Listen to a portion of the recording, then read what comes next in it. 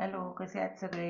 Welcome to my channel divine शफर and shine. मी कविता तुमच्या सगळ्यांचं स्वागत करते. श्री स्वामी समर्थ. तर आज आपण बघू पुढील येणाऱ्या 3 महिन्यामध्ये तुमची फॅमिली लाईफ कशी राहील, तुमच्या फॅमिलीची हेल्थ, तुम्ही सगळे कसे राहाल ते.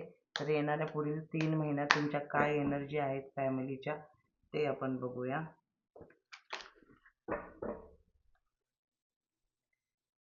पुढील 3 महिन्यासाठी तुमच्या फॅमिलीच्या एनर्जी काय असतील आपण बघूया.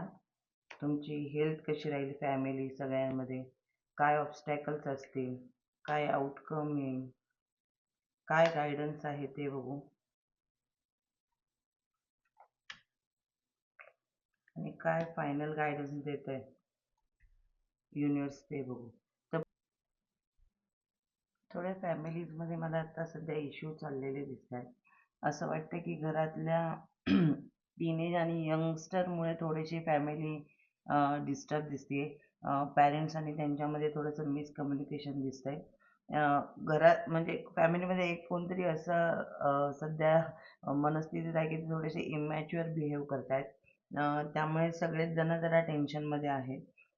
तुम्ही आता सध्या तर असं जाणवते की सगळ्यांनी ह्याच्यावर काही कम्युनिकेशन करणं सोडून दिलेलं आहे आणि आता आहे ती स्थिती एक्सेप्ट करून त्याच्यावर काही मार्ग काढणं सोडून दिलेलं आहे.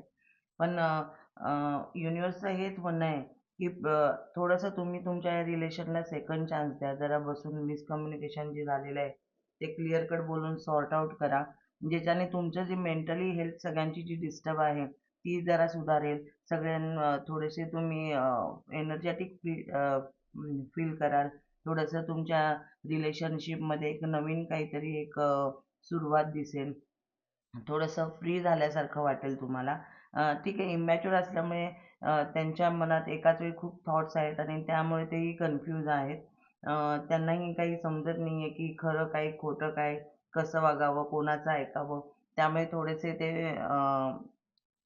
थोडेसे ते मिसगाइडेड आहेत.